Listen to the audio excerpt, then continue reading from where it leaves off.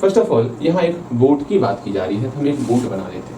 भैया आज लगता है आप ड्राइंग करके ही छुड़िएगा, इतना ड्राइंग ना कीजिए भैया, आप पे ड्राइंग ना जचता है। कितना मन से ड्राइंग कर रहे हैं आप, मेरी हिम्मत को तोड़ रहे हो। शर्म नहीं आता? यहाँ देखो, आपको हिम्मत बढ़ाना चाहिए। भैया ड्राइंग कीजिए तो आप बोले ड्राइंग ना कीजिए। देखिए ये हमारा प्यारा सा नाव है, ये चल दिया। भैया कहाँ चल रहा है? रुका हुआ तो है ना? अरे चल रहा है ना। यहाँ देखो, इसमें हम लोग जब भी नाव का क्वेश्चन आएगा, हाँ बताए थे आपको 4 चीज का ध्यान हमेशा रखना है। पहला चीज क्या? पहला चीज आपको ध्यान में रखना, ये जो है स्ट्रीम दिख रहा है, इसका स्पीड क्या है? Speed of stream. कल याद पारो, कल की क्लास में हम लोग ये चर्चा किए थे। आपको 4 टर्म ध्यान में रखना ऑलवेज। पहला टर्म क्या है? Speed of stream. हाँ भैया स्पीड ऑफ स्ट्रीम क्या दिया हुआ है, क्या नहीं दिया हुआ है। अक्सर हम इस स्ट्रीम को y किलोमीटर पर आवर मान के चलते हैं, ठीक है। उसके बाद आपको दूसरा टर्म आपको ध्यान में रखना है, स्पीड ऑफ द बोट। नाव का स्पीड क्या है इन स्टिल वाटर, शांत जल में। ये भी कल हम लोग विचार किए थे। ये होगा मेरा, इसको हम अक्सर x मान के चलते हैं, x किलोमीटर पर आवर। तीसरा चीज आपको ध्यान में रखना है स्पीड ऑफ डाउन स्ट्रीम, और एक और अप स्ट्रीम। ये सब 4 चीज आपको समझना है, ठीक है। डाउन स्ट्रीम क्या होता? जब नाव ऊपर से नीचे आ रही होगी तो नाव का स्पीड और ये स्ट्रीम का स्पीड दोनों ऐड हो जाएगा, तो डाउन स्ट्रीम में क्या होगा? x प्लस वाई हो जाएगा। x प्लस वाई, नाव का स्पीड x, स्ट्रीम का स्पीड y, तो x plus y downstream हो गया। अप स्ट्रीम में x में से हम इस y को सब्ट्रैक्ट कर देंगे अप स्ट्रीम में। कल इस पर बेहतर तरीके से, अच्छे तरीके से हम लोग सीखे थे। कहीं पर कोई समस्या? ये 4 वर्ड आपको समझना है। आप स्ट्रीम समझ में आए? हम ऊपर जा रहे हैं, ठीक है, ऊपर जा रहे हैं। जो नाव का स्पीड रहेगा उसको रोकने का प्रयास करेगा, ये स्ट्रीम का स्पीड। तो स्ट्रीम के स्पीड को हम लोग सब्ट्रैक्ट कर देते हैं, धारा की स्पीड को सब्ट्रैक्ट कर देते हैं, तो x माइनस वाई लिख लिया हम लोग। इस 4 चीज को ऑलवेज ध्यान में रखना है, ठीक है। अब क्वेश्चन में क्या दिया हुआ उसको समझ ले हम लोग, देखते हैं। एक प्यारी सी नाव है, हाँ जी, वो नाव चलत है 30 किलोमीटर अप स्ट्रीम चलता है, और 44 किलोमीटर जो है वो डाउन स्ट्रीम चलता है 10 घंटे में। ये नाव जो है 10 घंटे के अंदर, कब कितने देर में समझिएगा, 10 घंटे के अंदर जो है 30 किलोमीटर अप स्ट्रीम, यहाँ से ऊपर जाता है कितना? 30 किलोमीटर, और ऊपर से नीचे आता है कितना भैया? ऊपर से नीचे डाउन स्ट्रीम कितना है इसका? 44 किलोमीटर डाउन स्ट्रीम है, 44 किलोमीटर डाउन स्ट्रीम है, ठीक है। ये टाइम कितना लगा रहा है? टाइम 10 घंटे का लगा रहा है, 10 घंटे का समय लगता है। Okay okay okay. Second condition दिया हुआ है, इन 13 आवर्स, 13 घंटे के अंदर it can go 40 kilometre up stream. अब देखो 40 किलोमीटर अप स्ट्रीम दिया हुआ, 40 किलोमीटर अप स्ट्रीम है, again and 55 kilometre down stream, ऊपर से नीचे आ रहे हैं 55 किलोमीटर। इसका टाइम दिया हुआ है कितना? इसका टाइम दिया हुआ है आपका 13 आवर्स। याद करो, कल देखे थे ऐसा क्वेश्चन, बिल्कुल कल ऐसा क्वेश्चन किए हुए हैं हम लोग, ठीक। ऐसा क्वेश्चन हम लोग किए हुए हैं, तो ध्यान से समझना है। ओके, 2 ही लगवाना, ज्यादा कचरा होने लगता है वरना स्ट्रीम बनाते हैं तो। हाँ यहाँ ध्यान दोगे, यहाँ ध्यान देना है आपको, बस इतना सा ही क्वेश्चन में कहा गया है। फिर ये कहा गया है determine the speed of the stream and that of the boat in still water. मतलब हमको स्ट्रीम का स्पीड फाइंड करना है और बोट का स्पीड फाइंड करना है इन स्टिल वाटर। बताइए क्वेश्चन देख रहे हो किस लेवल का क्वेश्चन पूछा जा रहा है। आपको लगा होगा ये चैप्टर तो बहुत ही आसान है, जो सोच रहे हो ऐसा एक क्वेश्चन आ जाता है ना, जो इसको जो है आसान तो है, समझ जाओगे आसानी। सिर्फ आपको लीनियर इक्वेशन तक पहुंचना है, बस इतना समझ के चलना। लीनियर इक्वेशन तक पहुंचने में एग्जामिनर जो है आपको परेशान करके रख देता है, समझ रहे हो। बस वो समझने का प्रयास करो। इसको पढ़ के आप हमको लीनियर इक्वेशन तक पहुंचना है, कैसे पहुंचेंगे समझोगे तब ना। तो सिंपल सा आप इस क्वेश्चन को पढ़ के ये समझ गए हो कि 10 घंटे के अंदर कोई नाव जो है 44 किलोमीटर नीचे जावत है, मतलब डाउन स्ट्रीम है, और 30 किलोमीटर अप स्ट्रीम है। अगेन 13 घंटे के अंदर कोई नाव जो है, समझिएगा, कोई नाव जो है नीचे आवत है कितना? Down stream 55 kilometre. Down stream का रफ्तार है, स्पीड है down stream speed of down stream से 55 किलोमीटर ट्रेवल कर रहा है, और अप स्ट्रीम में वो 40 किलोमीटर ट्रेवल कर रहा है। ये आपको दिया हुआ है। अब बनाए तो बनाए कैसे, समझे तो समझे कैसे, उसको समझने का प्रयास करना है। देखो फर्स्ट ऑफ ऑल ये 4 चीज जब भी नाव का सवाल आएगा तो ये 2 चीज तो कंफर्म है, ये 2 चीज आपको मानना होगा। सेकंड, अगर इस क्वेश्चन में डाउन स्ट्रीम और अप स्ट्रीम की बात की जाएगी तो हमको ये भी लिखना होगा। मतलब स्टार्टिंग करेंगे इसी 4 चीज से, फटाफट सब कुछ भूल करके इस 4 चीज को यहाँ लिख लो। पहला चीज लिखना है speed of the boat in still water, x मान लेना है, यहाँ लिखो let speed of the boat in still water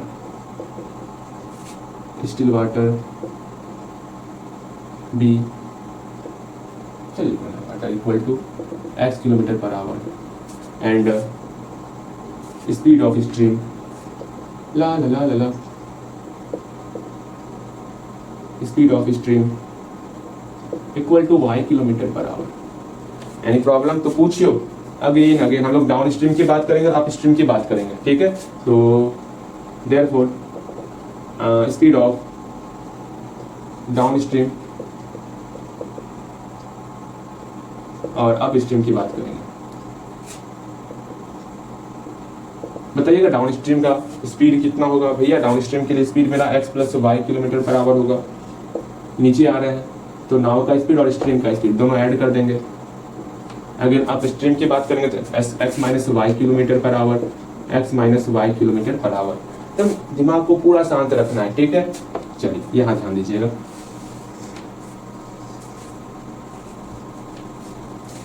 यहाँ तक पहुँचने के बाद अब ये सोचोगे भैया करे तो करे क्या, आप हमेशा बोलते रहते हैं बोर्ड की बात करेंगे तो ये चार चीज ध्यान में रखना, ये चार चीज ध्यान में रखना, ये चार चीज ध्यान में रखना, ध्यान में रख के अब ध्यान में कुछ ना आवत है। बताइए इसके बाद क्या करें। इसके बाद सिंपल सा आप बोलोगे भैया यहाँ हमको टाइम दिया हुआ है, टाइम बराबर क्या होता है फॉर्मूला बताओगे भैया। टाइम बराबर आप कल सिखाए थे डिस्टेंस बराबर स्पीड इनटू टाइम, आज टाइम पूछ रहे हैं, अरे उसे टाइम अकेला कर लो ना। टाइम बराबर डिस्टेंस बाय स्पीड नहीं हो जाएगा। हाँ भैया डिस्टेंस बाय स्पीड हो जाएगा, कहाँ आप परेशान हो, डिस्टेंस बाय स्पीड हो जाएगा आराम से। यहाँ टाइम दिया हुआ है अर्थात दोनों डाउन स्ट्रीम में टाइम और अप स्ट्रीम में टाइम दोनों का टाइम 13 किलोमीटर है। अच्छा डाउन स्ट्रीम के लिए टाइम क्या होगा बोलोगे भैया डिस्टेंस बाय स्पीड, डिस्टेंस 55 है, स्पीड कितना है, स्पीड डाउन स्ट्रीम के लिए यहाँ दिया हुआ है, दोनों को डिवाइड करेंगे तो हम लोग का टाइम निकल जाएगा। बिल्कुल टाइम निकलेगा। टाइम कैसे निकलेगा, जब 55 में हम लोग समझिएगा, जब 55 में हम लोग डाउन स्ट्रीम के स्पीड से डिवाइड कर दें, डाउन स्ट्रीम का स्पीड यहाँ है एक्स प्लस वाई से डिवाइड कर दें, फिर जोड़ना है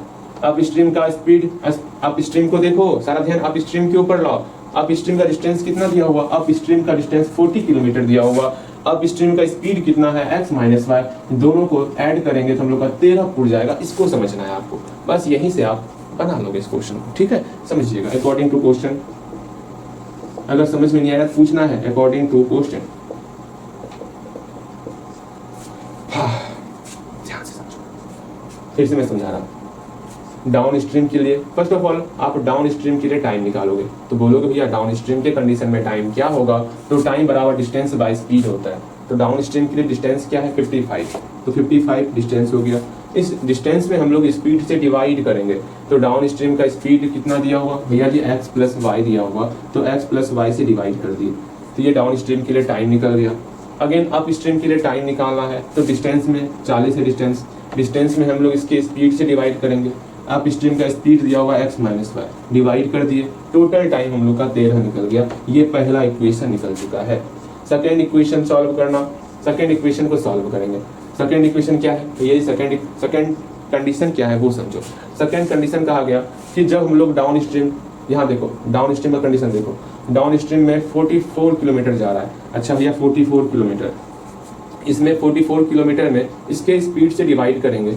स्पीड कितना है डाउन स्ट्रीम के लिए x प्लस वाई, डिवाइड किए, टोटल टाइम निकल गया, प्लस इसका भी टाइम निकाल लेते। 30 में हम लोग x माइनस वाई से डिवाइड करेंगे, इसका भी टाइम निकल गया, टोटल टाइम आपका 10 निकल गया। आराम से दोनों इक्वेशन को सॉल्व करोगे और आराम से बनाओगे, कहीं कोई समस्या नहीं है। और ये इक्वेशन सॉल्व करने मैंने आपको सिखाया हुआ है, कहीं पर कोई भी समस्या नहीं होना चाहिए आपको। कैसे बनाओगे, 1/x प्लस वाई को यू मानोगे, यहाँ लिख दोगे let 1/x plus y equal to u and 1/x minus y equal to v। आराम से यहाँ पर so therefore 55u plus 40v equal to 13, 44u plus 30v equal to 10। दोनों इक्वेशन को सॉल्व, इसको इक्वेशन छोड़ दो, इसको इक्वेशन मानने से कोई फायदा नहीं, ठीक है। इसको इक्वेशन मान सकते, इसको इक्वेशन फर्स्ट बना, छोड़ो नहीं, क्या मानोगे इक्वेशन फर्स्ट, यहाँ इक्वेशन फर्स्ट, इसको इक्वेशन सेकंड मानो, ठीक है। आराम से दोनों को सॉल्व करोगे, इस दोनों को, यहाँ से u का वैल्यू निकल जाएगा और v का वैल्यू निकल जाएगा, u का वैल्यू निकलेगा और v का वैल्यू निकलेगा, ठीक है। कल हम सीखे थे ऐसा, u का वैल्यू निकलने के बाद v का वैल्यू निकलने के बाद आराम से नाउ या हेंस लिख करके, हेंस यहाँ कंडीशन हम लोग का है 1 बाय, है ना, यहाँ लिखोगे 1/x plus y equal to u, u का मान पुट करोगे तो यहाँ से x प्लस वाई का कंडीशन आएगा, x माइनस वाई का कंडीशन आएगा। सॉल्व करोगे, पिछला क्लास देखोगे जाकर के, वहां पर ऐसा क्वेश्चन हम लोग बनाए हुए हैं, ठीक है। ये इक्वेशन खुद से सॉल्व करोगे, इसको समझने में कहीं पर कोई भी समस्या होगा तो पूछना है आपको, ठीक है। मेरे ख्याल से सब कुछ समझ में आ गया होगा। इसके बाद 2-4 क्वेश्चन और है, देख लो 2-4 क्वेश्चन को। इसके बाद आज का क्लास यहीं पर समाप्त करेंगे, बट ध्यानपूर्वक आपको सारे क्वेश्चन पर अपना सारा ध्यान रखना है, ठीक है।